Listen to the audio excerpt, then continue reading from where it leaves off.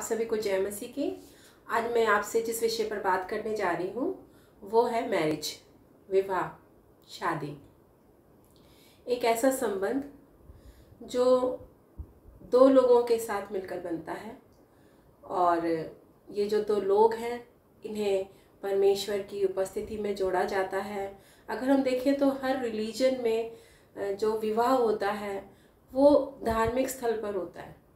तो यानी कि जो लोगों की एक सोच है कि जब दो लोग एक संबंध में जोड़े जाते हैं तो उसमें परमेश्वर की मर्जी का होना बहुत ज़रूरी है। और अगर हम बाइबल के अनुसार देखें तो परमेश्वर का वचन जो है वो हमें क्या बताता है विवाह के बारे में, इस पर आज हम थोड़ी देर के लिए विचार करेंगे। उसके लिए मैं चाहती हूँ अगर हम उत्पत्ति उसका 2 अध्याय अगर हम देखें तो वहाँ पर हम देखते हैं 20 पद में देखें अगर हम उत्पत्ति के, तो यहाँ पर हम देखते हैं कि जब परमेश्वर ने देखा कि आदम का अकेला रहना अच्छा नहीं है, क्योंकि परमेश्वर ने सारी सृष्टि को बनाया, हम सभी जानते हैं, पेड़ पौधे, जानवर, पशु पक्षी सब उसने बनाए और उसके बाद उसने आदम को बनाया। लेकिन जब परमेश्वर ने देखा कि सबके जोड़े हैं, सिर्फ आदम है जिससे मेल खाने वाला कोई नहीं है, तब परमेश्वर ने देखा और परमेश्वर ने कहा कि आदम का अकेला रहना अच्छा नहीं। तो इस बात को हम समझ सकते हैं कि अगर कोई व्यक्ति है वो अकेला है तो आज हम उसके लिए भी इस बात को सोच सकते हैं, समझ सकते हैं कि उसका अकेला रहना अच्छा नहीं। क्योंकि अगर हम देखें सबोपदेशक में भी लिखा है कि एक से भले दो हैं, क्योंकि अगर एक गिरता है तो दूसरा उसे संभाल लेता है। अगर हम कोई भी काम करते हैं उसमें हमें कोई ना कोई सहायक चाहिए होता है।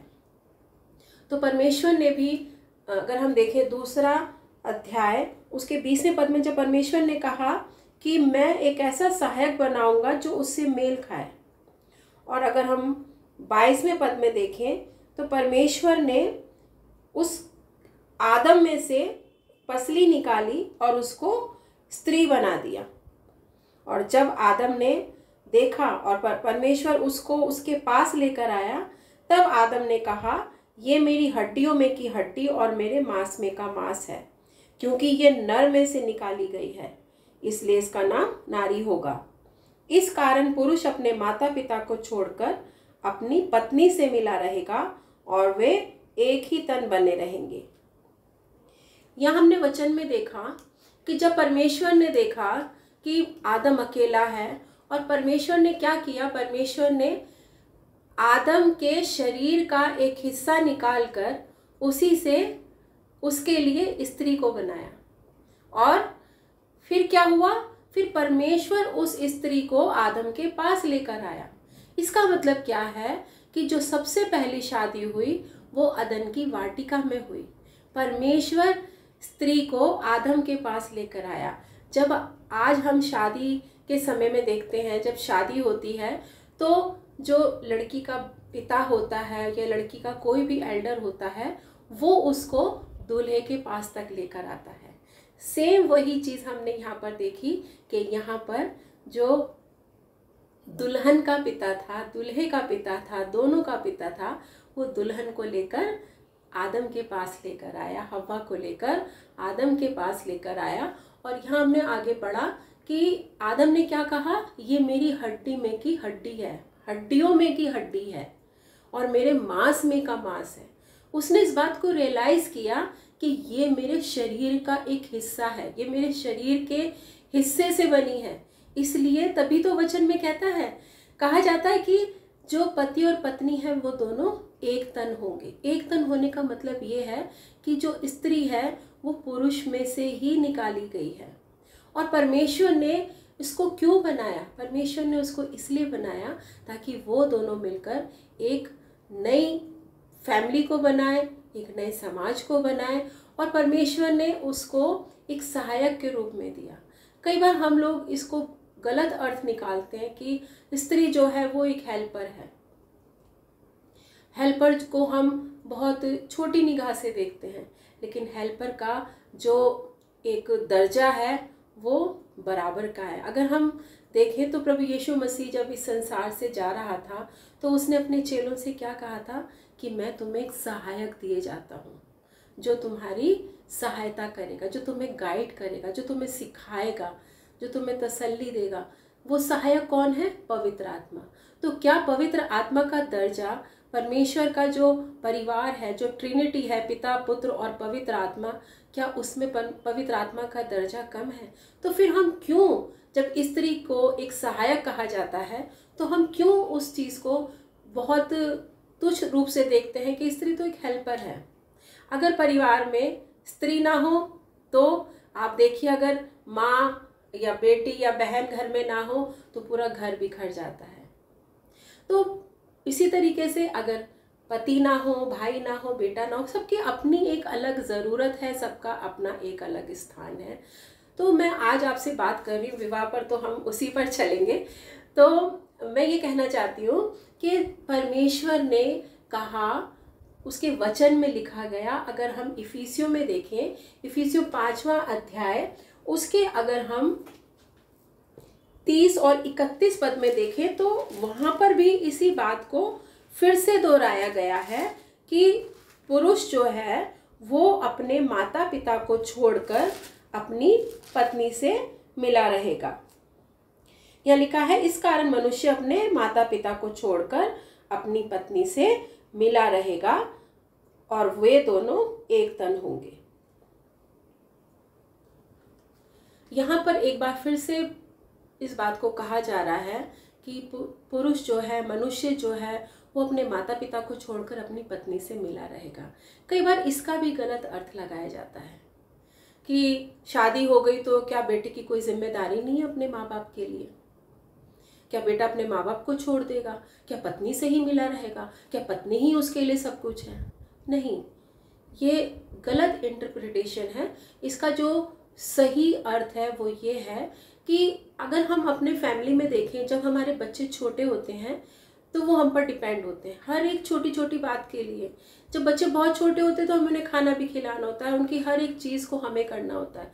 लेकिन जब धीरे धीरे बच्चे बड़े होने लग जाते हैं तो वो अपने काम को खुद करने लगते हैं, खुद खाना खाने लग जाते हैं, और बड़े होते हैं और ज़्यादा संभलने लग जाते हैं, फिर और बड़े होते हैं, कॉलेज जाते हैं, जॉब करते हैं, फिर वो सेल्फ डिपेंड हो जाते हैं। और फिर एक ऐसा समय आता है कि जब उन्हें जॉब के लिए बाहर जाना पड़ता है और उस कंडीशन में उन्हें अपने माता पिता को छोड़ के जाना पड़ता है। कई बार हम देखते हैं बच्चे हायर स्टडी के लिए दूसरे कंट्रीज़ में जाके स्टडी करते हैं। तो इसका मतलब क्या है कि उन्होंने नौकरी के लिए अपने माँ बाप को छोड़ दिया। जिस तरीके से हमने कहा कि वचन में हमने देखा कि पुरुष जो है, मनुष्य जो है, वो अपने माता पिता को छोड़कर अपनी पत्नी से मिला रहेगा। तो यहाँ पर वही चीज़ है जिस तरीके से एक बच्चा अपनी जॉब के लिए बाहर जा रहा है, लेकिन उस जॉब ने क्या उसके माता पिता से उसका संबंध तोड़ दिया है? नहीं, ऐसा नहीं है। माता पिता के लिए उसकी एक अलग जिम्मेदारी है। जो माता पिता के लिए उसकी रिस्पॉन्सिबिलिटी है वो उसको पूरा करेगा। तो वही बात है, कई बार हम लोग जो लड़के के घर वाले होते हैं वो लोग ये सोचते हैं कि नहीं, अब बहू आ गई, बहू जो है वो हमारे घर बेटे को हमारे से दूर कर देगी। तो ये एक हमारी गलत सोच है। जो बहू है वो हमारे बेटे का ही एक हिस्सा है। कई बार बहू को कोसा जाता है, उल्टा सीधा बोला जाता है, लेकिन इनडायरेक्टली हम अपने बेटे को ही कोस रहे होते हैं, क्योंकि बेटा और बहू तो एक तन है। अगर हम बहू को कोस रहे हैं, बहू की निंदा कर रहे हैं, तो हम अपने बेटे को ही कोस रहे हैं। और उसका रिजल्ट क्या होता है कि जो भी हम गलत बोल रहे होते हैं वो उसका असर हम देखते हैं कि हमारे जो बच्चे हैं, हमारा जो बेटा है, हमारी जो बहू है, वो प्रॉस्पर नहीं हो रहे होते हैं, वो परेशान ही हो रहे होते हैं। तो माँ बाप की रिस्पॉन्सिबिलिटी बनती है कि जिस तरीके से उन्होंने बचपन से लेकर अपने बच्चों को संभाला, अब अगर आपके बच्चे के जीवन में एक लाइफ पार्टनर आया है तो वो उस लाइफ पार्टनर की वजह से आप इनसिक्योरिटी को फील ना करें कि अब मेरी कोई वैल्यू नहीं होगी, मुझे कोई इम्पोर्टेंस नहीं दी जाएगी। आपकी एक अलग इम्पोर्टेंस है और जो लाइफ पार्टनर है उसकी एक अलग इम्पोर्टेंस है। और जिस तरीके से परमेश्वर का वचन भी कहता है कि वो दोनों मिले रहेंगे। और आपको ही अच्छा लगेगा जब आपके बेटा बहू मिलकर रहेंगे, जब प्यार से रहेंगे। तो आप इस बात को समझिए कि जो विवाह है वो माता पिता के लिए भी एक आशीष का कारण होना चाहिए और उनके बेटे बहू के लिए भी आशीष का कारण होना चाहिए। परिवार में शांति होनी चाहिए, एक दूसरे की को अच्छे से समझना चाहिए, अंडरस्टैंड करना चाहिए एक दूसरे की बातों को। अगर बेटा बहू के साथ कहीं घूमने गया तो इससे आपको कोई परेशानी नहीं होनी चाहिए, आपको खुश होना चाहिए कि हमारा बेटा खुश है। तो बहुत सारी बातें, कई बार छोटी छोटी बातें होती हैं विवाह में जिनके कारण परिवार में अशांति उत्पन्न हो जाती है। और एक बात हम देखेंगे कि विवाह में परमेश्वर का वचन हमें क्या बताता है कि जब विवाह होता है तो कई बार क्या होता है कि विवाह से पहले भी जो संबंध होते हैं और विवाह के बाद भी जो संबंध होते हैं वो मैरिज लाइफ को, जो हमारी एक मैरिड लाइफ है, उसको वो पल्यूट कर देते हैं, गंदा कर देते हैं, दूषित कर देते हैं। लेकिन परमेश्वर का वचन इब्रानियों 13:4 में कहता है कि विवाह जो है वो सब बातों में आदर की बात समझी जाए। विवाह जो है बहुत आदरणीय है। अगर हम देखें तो स्वयं परमेश्वर ने पहला विवाह कराया है। कितनी बड़ी आदर की बात है। हर विवाह में परमेश्वर की मौजूदगी होती है। जब हम परमेश्वर की मौजूदगी में एक दूसरे के साथ प्रॉमिसेस करते हैं कि हम एक दूसरे के सुख दुख में साथ रहेंगे, तो हम किससे प्रॉमिस कर रहे होते हैं? हमें लगता है कि हम एक दूसरे से प्रॉमिस कर रहे हैं, लेकिन उस प्रॉमिस के बीच में हमारा परमेश्वर उपस्थित होता है। हम उसको अपना बेस मानकर, उसको अपना आधार मानकर प्रॉमिस कर रहे होते हैं। तो विवाह जो है वो आदर की बात मानी जानी चाहिए। आज बहुत से परिवार टूट रहे हैं क्योंकि परिवारों में आदर नहीं है, एक दूसरे का आदर नहीं है। बाइबल में लिखा है आगे इब्रानियों 13:4 में, और विवाह बिछोना निष्कलंक रहे क्योंकि परमेश्वर व्यभिचारियों और पर स्त्रीगामियों का न्याय करेगा।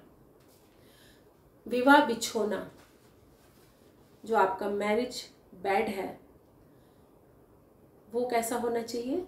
निष्कलंक होना चाहिए। आपका जो वैवाहिक जीवन है वो बिल्कुल प्योर होना चाहिए। आपका विवाह से अलग किसी के साथ कोई गलत संबंध नहीं होना चाहिए, वो सही होना चाहिए। क्योंकि परमेश्वर का वचन कहता है कि वो पर स्त्रीगामियों मतलब कि जो दूसरी स्त्री की ओर अपना संबंध बना के रखना चाहता है या दूसरी स्त्रियों के साथ संबंध रखता है अपनी पत्नी के होते हुए, यही बात एक स्त्री पर भी अप्लाई होती है। परमेश्वर का वचन कहता है कि वो सब व्यभिचारियों का न्याय करेगा, वो न्याय करेगा। तो आपको परमेश्वर के दंड से डरना है कि अगर मैं ऐसा करूँगा तो परमेश्वर का दंड मुझ पर आएगा। दूसरी बात मैं कहना चाहूँगी कि हमारे बहुत से बच्चे हैं जो इस समय, जिनकी शादी की उम्र होगी, वो प्रार्थनाएं भी कर रहे होंगे एक अच्छे लाइफ पार्टनर के लिए। और कई बार जो समय हम सोचते हैं कि इस समय पर शादी हो जानी चाहिए, पेरेंट्स सोचते हैं, और जब शादी नहीं होती है तो फिर ऐसा होता है कि हम जल्दबाजी में जो भी रिश्ता आता है हम उसको एक्सेप्ट कर लेते हैं। हमें बस ये होता है कि शादी हो जाए। लेकिन विवाह जो है वो एक बहुत ही इम्पॉर्टेंट रिश्ता है, उसे जल्दबाजी में करना अच्छा नहीं होगा। आप वही लाइफ पार्टनर चुनें जिसके साथ आप मेल खाते हैं। क्योंकि परमेश्वर ने आदम के लिए जब हव्वा को चुना तो परमेश्वर ने यही कहा कि मैं उसके लिए एक ऐसा सहायक बनाऊंगा जो उससे मेल खाए। तो आप परमेश्वर से प्रार्थना करें कि परमेश्वर आपको एक ऐसा सहायक दे जो आपसे मेल खाए। क्योंकि परमेश्वर नहीं चाहता कि हम जल्दबाजी में इस बारे में कोई कदम उठाएं, क्योंकि हमारी जो पूरी लाइफ है वो डिस्ट्रॉय हो जाएगी। हम देखें कि परमेश्वर का वचन हमें क्या कहता है इस बारे में कि हमें जो विवाह है उस बारे में हमें कैसा कदम उठाना है। इसके लिए अगर हम देखें तो 2 कुरिन्थियों उसका 6 अध्याय यहाँ पर परमेश्वर का वचन बताता है, अविश्वासियों के साथ असमान जुए में ना जुटो। अविश्वासियों के साथ असमान, जो इक्वल नहीं है, जो मेल नहीं खा रहा है, उस रिश्ते में मत बंधो जो मेल नहीं खा रहा है। अविश्वासियों के साथ, कई बार हम सोचते हैं कि हम एक क्रिश्चियन से शादी करेंगे, अच्छी बात है, हम ये सोच रखना अच्छी बात है।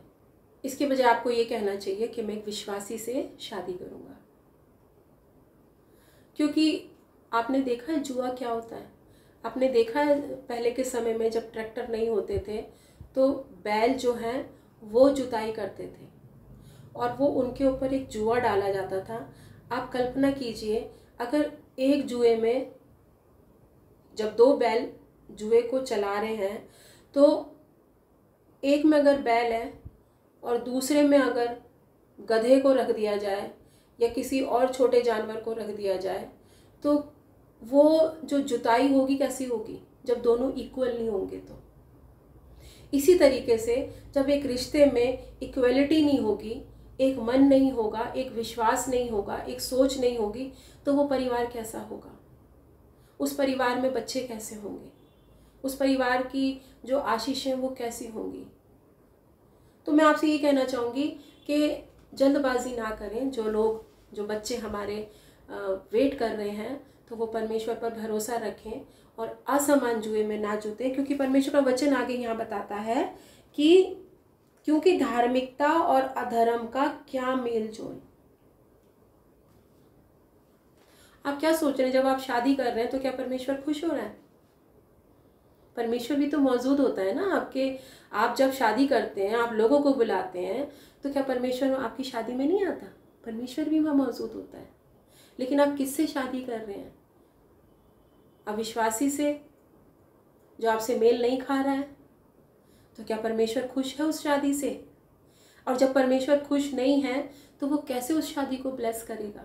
कैसे आपके जीवन में शांति होगी? और फिर क्या होता है, हम देखते हैं आजकल लोग लव मैरिज करते हैं, अपनी मर्जी से शादी करते हैं, लेकिन कुछ समय के बाद क्या होता है, वो शादियां टूट जाती हैं, एक दूसरे को तलाक दे देते हैं। लेकिन परमेश्वर जो है वो तलाक से घृणा करता है। अगर हम मलाकी की पुस्तक उसके 2 अध्याय के 16वें पद में पढ़े तो वहाँ पर लिखा है, परमेश्वर जो है, यहोवा जो है, वो तलाक से घृणा करता है। और हम मत्ती उसके 19वें अध्याय में देखें तो यहाँ पर यीशु मसीह ने तलाक के बारे में क्या कहा है। 4 से 6 में मैं आपको पढ़ के दिखाती हूँ। यहाँ पर प्रभु ने क्या कहा है। यहाँ पर 3 पद में देखें तो फरीसी जो है यीशु मसीह की परीक्षा करने के लिए उसके पास आए कि क्या हर एक कारण से अपनी पत्नी को त्यागना उचित है। उसने उत्तर दिया, यीशु मसीह ने, क्या तुमने नहीं पढ़ा कि जिसने उन्हें बनाया उसने आरंभ से नर और नारी बनाकर कहा। और यहाँ पर यीशु मसीह भी इस बात को बोल रहे हैं, इस कारण मनुष्य अपने माता पिता से अलग होकर अपनी पत्नी के साथ रहेगा और वे दोनों एक तन होंगे। अतः वे अब 2 नहीं परंतु एक तन है। इसलिए जिसे परमेश्वर ने जोड़ा है उसे मनुष्य अलग ना करे। यहाँ पर प्रभु यीशु मसीह ने साफ कह दिया कि जिसे परमेश्वर ने जोड़ा है उसे मनुष्य अलग ना करे। यानी परमेश्वर ने तलाक को अपनी तरफ से मंजूरी नहीं दी है। ये इंसान है जो जल्दबाजी में कदम उठाता है और फिर जल्दबाजी में वो अपना रिश्ता भी तोड़ देता है। और इसका प्रभाव क्या होता है? इसका प्रभाव उसके पूरे परिवार पर पड़ता है, उसका खुद के जीवन पर पड़ता है। तो विवाह हमारे जीवन का एक बहुत इम्पॉर्टेंट पार्ट है। और मैं फिर से आपको एक बार कहना चाहूँगी, क्योंकि बाइबल बार बार इस बात को कहती है कि पुरुष जो है, मनुष्य जो अपने माता पिता को छोड़कर अपनी पत्नी से मिला रहेगा। तो आप इसको मिसअंडरस्टैंड नहीं करें, क्योंकि इसका अर्थ ये है कि पहले वो बच्चा जो पहले माँ बाप पर डिपेंड था हर एक बात के लिए, अब उसके जीवन में एक पार्टनर आया जो खुद उसके शरीर का एक हिस्सा है, वो एक देह है। तो वो उससे कैसे अलग होगा? वो उसका एक पार्ट है। आप उसकी ज़िंदगी में एक अलग इम्पोर्टेंस रखते हैं, लेकिन पत्नी जो है वो उसका एक अलग पार्ट है। तो आप इस बात को अंडरस्टैंड करें और अपने परिवार में आप अपने बच्चों के साथ खुश रहें और उनके लिए दुआएं करें, अपने बेटे बहू के लिए, अपने परिवार के लिए। और मैं परमेश्वर से यही प्रार्थना करती हूँ कि परमेश्वर हर एक परिवार में अपनी शांति दे, और जो बच्चे अभी शादी के लिए वेट कर रहे हैं, परमेश्वर हर एक को एक सुयोग्य और उनसे मेल खाता हुआ जीवन साथी दे। परमेश्वर आप सभी को बहुत आशीष दे। जय मसीह।